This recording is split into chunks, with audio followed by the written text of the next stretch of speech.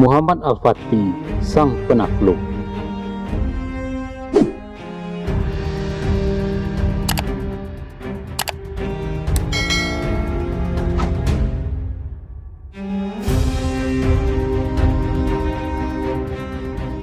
Dia adalah Sultan Muhammad II, merupakan Sultan Utsmani ke-7 dalam silsilah keturunan keluarga Utsman. Muhammad digelari Al-Fatih dan Abu Al-Khairat dan memerintah hampir selama 30 tahun yang diwarnai dengan kebaikan dan kemuliaan bagi kaum muslimin. Sultan Muhammad Al-Fatih memiliki kepribadian yang komplit, sebuah pribadi yang menggabungkan antara kekuatan dan keadilan. Muhammad Al-Fatih menempuh kebijakan yang diwariskan ayah dan kakek-kakeknya dalam hal ekspansi Islam. Setelah menjadi sultan, ia sangat menonjol dalam bidang administrasi dan manajemen negara di berbagai segi. Ia juga berkonsentrasi untuk meningkatkan kemampuan pasukannya, memberikan tambahan gaji pada mereka, dan melengkapi dengan persenjataan yang terbaik di zamannya. Salah satu tujuan penguatan pasukan ini adalah untuk menggenapi sabda suci Rasulullah tentang penaklukan Konstantinopel. Konstantinopel dipandang sebagai salah satu kota paling penting di dunia. Bahkan di masa Rasulullah SAW, beliau pernah menyatakan kepada para sahabatnya bahwa Konstantinopel akan ditaklukkan oleh kaum muslimin.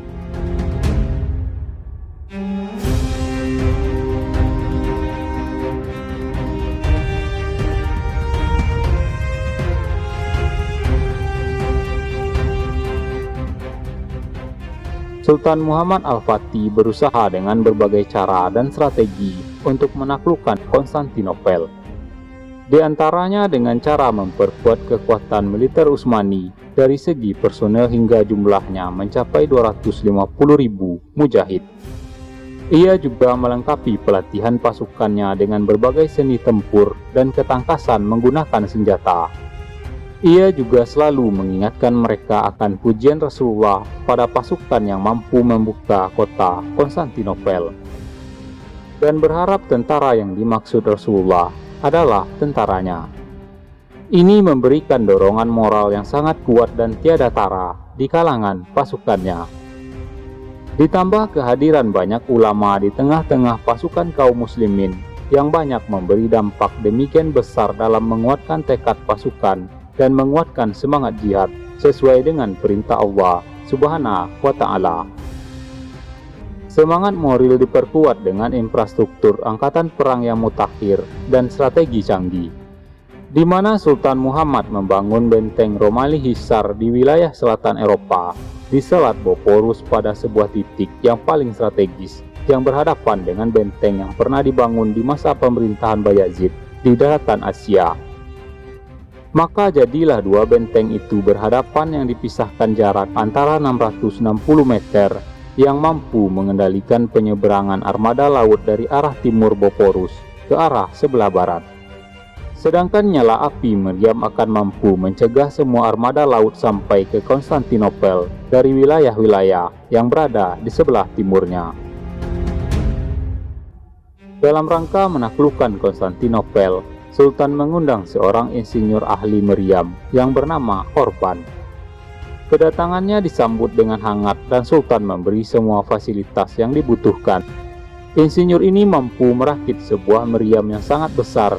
Di antara meriam yang sangat penting adalah meriam Sultan Muhammad yang sangat terkenal. Selain itu, dalam mempersiapkan penaklukan kota Konstantinopel, Sultan juga memperhatikan penuh pada penguatan armada laut Utsmani yang ditandai dengan diperbanyaknya beragam kapal yang dipergunakan untuk membuka kota itu. Sebab kota Konstantinopel adalah sebuah kota laut yang tidak mungkin bisa dikepung kecuali dengan menggunakan jalur laut. Sebelum melakukan serangan ke kota Konstantinopel, Sultan melakukan perjanjian dengan beberapa negara rival dengan tujuan agar ia bisa berkonsentrasi untuk menghadapi satu musuh. Maka dijalinlah perjanjian dengan negara Galata yang berbatasan dengan Konstantinopel dari arah timur, yang dipisahkan dengan Selat Tanduk Emas. Sebagaimana ia juga menjalin perjanjian dengan negara Majd dan Venezia, dua negara yang berbatasan dengan negara-negara Eropa. Ketika semua persiapan telah cukup, maka bergeraklah pasukan Utsmani dengan moral dan semangat yang tinggi menuju Konstantinopel.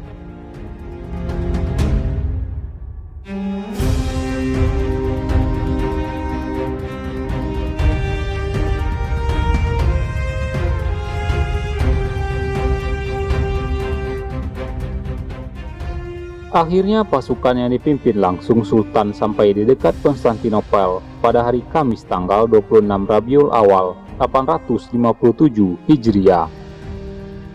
Maka berkumpullah pasukan Utsmani yang berjumlah sekitar 250.000 pasukan. Sultan Muhammad Al-Fatih berpidato di hadapan mereka dengan berapi-api dan penuh semangat yang memicu pasukan untuk berjihad dan meminta kemenangan pada Allah atau mati syahid. Kota Konstantinopel dikelilingi laut dari 3 sisi sekaligus, yaitu Selat Bosporus, Laut Marmara, dan Tanduk Emas yang dijaga dengan menggunakan rantai yang demikian besar, hingga sangat tidak memungkinkan untuk masuknya kapal ke dalamnya. Di samping itu, dari dataran juga dijaga dengan pagar-pagar yang sangat kokoh yang terbentang dari Laut Marmara hingga Tanduk Emas yang hanya diselingi Sungai Lipus. Pasukan Bizantium berusaha mati-matian untuk mempertahankan Konstantinopel. Mereka menebar pasukannya di pagar-pagar pembatas dengan pengawalan yang ketat. Namun pasukan Utsmani melakukan penyerbuan untuk merebut kota itu. Sejak hari pertama pengepungan, pertempuran langsung berkecamuk antara pasukan Islam dan tentara Bizantium. Peluru-peluru meriam tentara Islam diluncurkan dari berbagai arah. Suara menggelegar dari peluru-peluru tersebut menimbulkan rasa takut yang mencekam dalam dada pasukan Bizantium. Peluru-peluru meriam tersebut berhasil menghancurkan pagar-pagar kota, namun pasukan Bizantium mampu segera membangun kembali pagar-pagar tersebut. Bantuan-bantuan Kristen dari Eropa tidak pernah berhenti. Dari Genoa datang bantuan kapal perang yang dipimpin komandannya bernama Justinian dengan disertai 700 pasukan sukarela dari negara-negara. Kedatangan pasukan Genoa tersebut telah mengangkat semangat pasukan Bizantium. Justinian sendiri diangkat sebagai panglima pasukan yang mempertahankan kota Konstantinopel. Pasukan laut Utsmani berusaha melampaui rantai-rantai besar yang dipasang pasukan Bizantium yang merupakan sarana utama mereka untuk melindungi kota dari serangan luar. Pasukan Islam melemparkan busur-busur panahnya pada kapal-kapal Eropa dan Bizantium. Namun pasukan Utsmani gagal untuk merealisasikan keinginan mereka, sehingga hal ini semakin menambah semangat tempur pasukan musuh yang sedang menjaga kota. Pasukan Utsmani dengan semangat tempur yang tinggi terus menggempur kota Konstantinopel. Di saat yang sama pasukan Bizantium melakukan perlawanan yang gagah berani. Pengepungan terasa kurang, karena Selat Tanduk Emas masih berada di tangan Bizantium. Namun demikian pasukan Islam terus melakukan serangan tanpa henti, di mana pasukan Utsmani memperlihatkan keberaniannya yang sangat mengagumkan. Mereka maju menerjang kematian.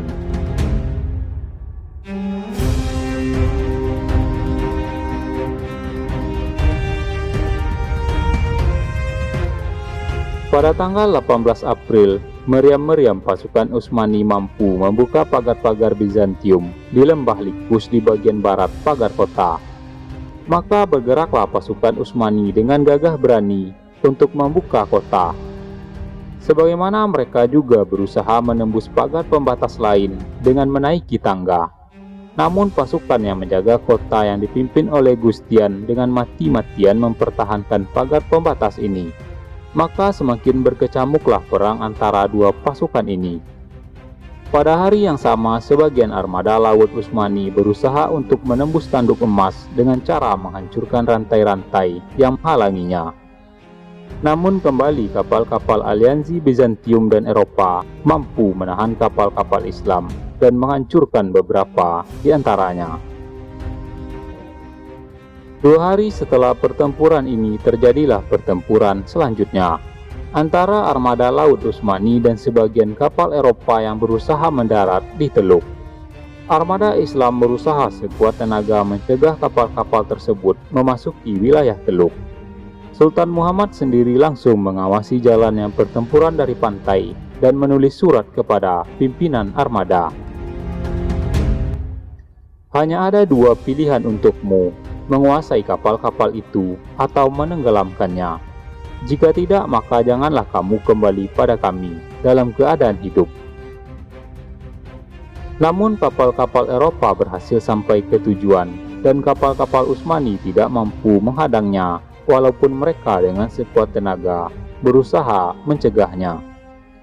Oleh sebab itulah Sultan marah besar dan segera mencopot Panglima Armada Pasukan Laut.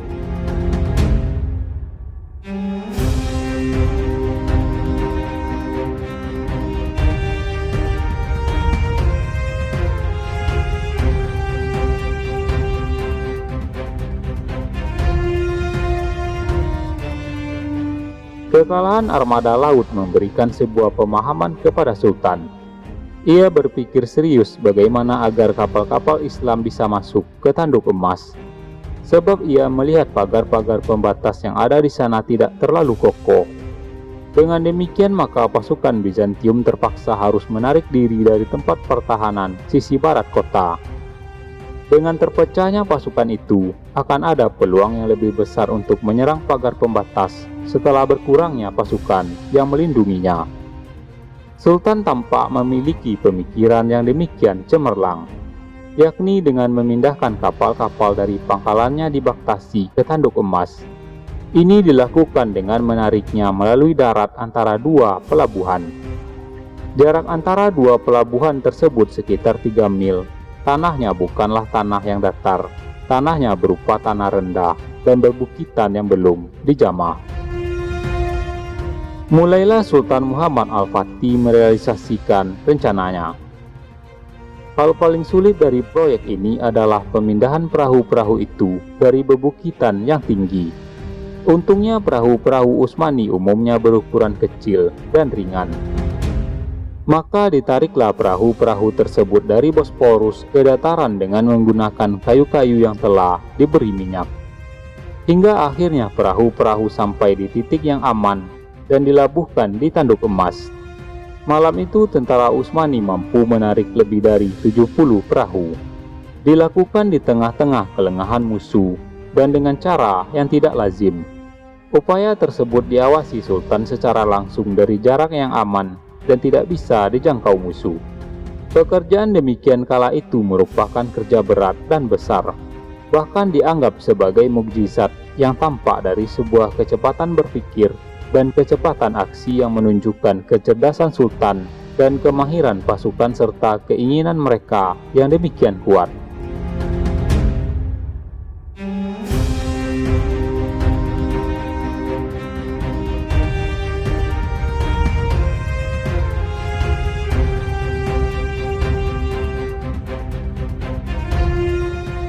Tatkala orang-orang Bizantium mengetahuinya, maka muncullah ketakutan di hati mereka.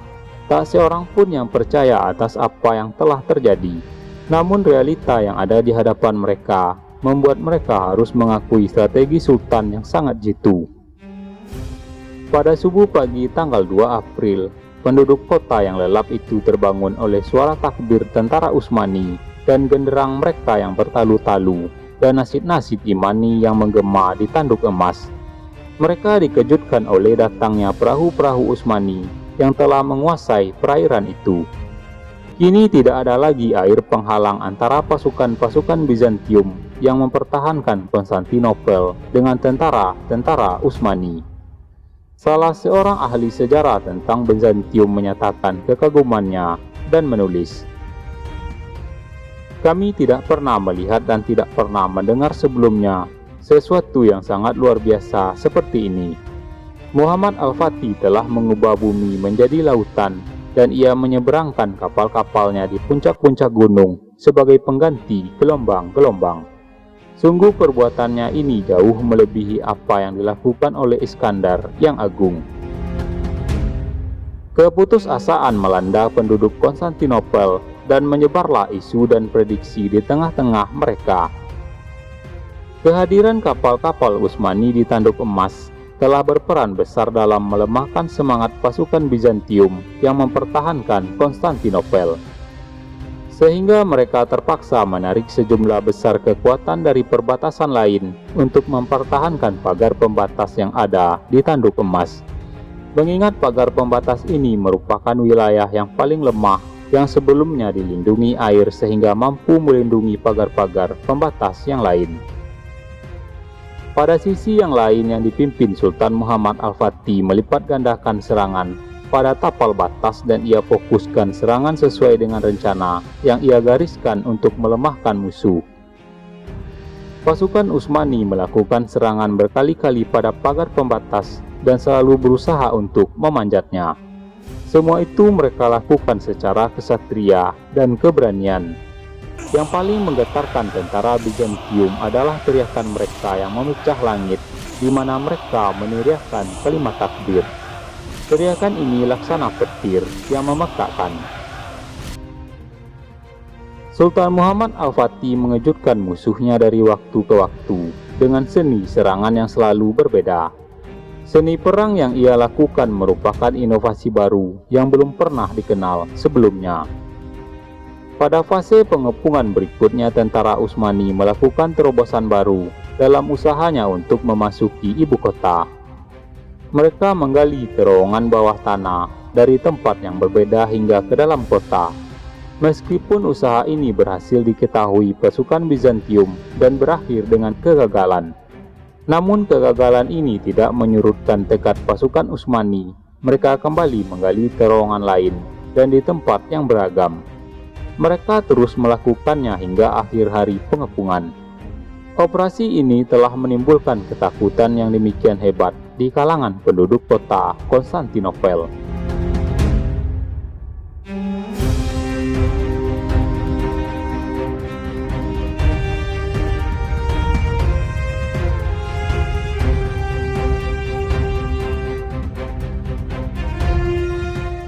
Pengepungan terus dilakukan dan semakin kuat, sehingga menambah ketakutan orang-orang Bizantium yang berada di dalam kota.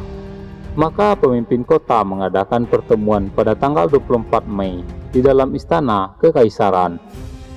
Pada pertemuan itu raut putus asa demikian tampak pada wajah orang-orang yang berkumpul. Rumor jatuhnya kota Konstantinopel menyebar luas di dalam kota dan sekaligus melemahkan semangat pasukan yang mempertahankannya. Sedangkan meriam-meriam tentara Utsmani tiada henti-hentinya menggempur pagar-pagar kota dan benteng-benteng pertahanannya. Sebagian besar pagar kota dan benteng-benteng itu hancur, sementara itu parit-parit dipenuhi puing-puing yang tidak bisa lagi dibereskan oleh para penjaga kota. Dengan demikian kota itu menjadi sangat terbuka untuk diserang kapanpun. Kini Muhammad Al-Fatih sangat yakin bahwa kota Konstantinopel berada di ambang kejatuhannya. Walaupun demikian ia berusaha memasuki kota itu dengan cara yang damai. Maka segera ia menulis surat pada Kaisar Konstantin yang berisi permintaan agar ia menyerahkan kota itu tanpa ada pertumpahan darah. Ia menawarkan jaminan keselamatannya dan keselamatan pengawalnya saat keluar meninggalkan kota. Namun lagi-lagi Kaisar menolak tawaran Sultan. Maka setelah Sultan tidak berhasil membujuk penyerahan kota dengan jalan damai, ia segera melakukan serangan yang lebih gencar dan dahsyat. Pada jam 1 pagi hari Selasa tanggal 29 Mei, serangan umum mulai dilancarkan ke kota Konstantinopel setelah dikeluarkan komando pada semua mujahidin. Serangan pamungkas ini dilakukan secara serentak dari segala penjuru, baik laut dan darat. Para mujahidin sama-sama merindukan mati syahid, oleh sebab itulah mereka maju dengan gagah berani dan semangat berkorban yang tinggi. Mereka maju menyerang musuh. Pasukan Utsmani melanjutkan serangannya ke kota itu dari sisi lain. hingga mereka mampu memasuki pagar pertahanan dan mampu menguasai beberapa benteng dan menghantam musuh di pintu gerbang benteng. Disinilah panji-panji Utsmani dikibarkan. Pasukan Islam bergerak maju laksana gelombang ke dalam kota Konstantinopel. Tatkala Konstantin melihat panji-panji Utsmani berkibar di atas benteng-benteng bagian utara kota, ia yakin bahwa kini tidak mungkin lagi kota itu dipertahankan. Oleh sebab itulah ia segera melepaskan pakaian perangnya agar tidak dikenali. Ia pun turun dari kudanya dan terus berperang hingga akhirnya terbunuh di medan perang. Demikianlah kaum muslimin mampu menguasai kota Konstantinopel.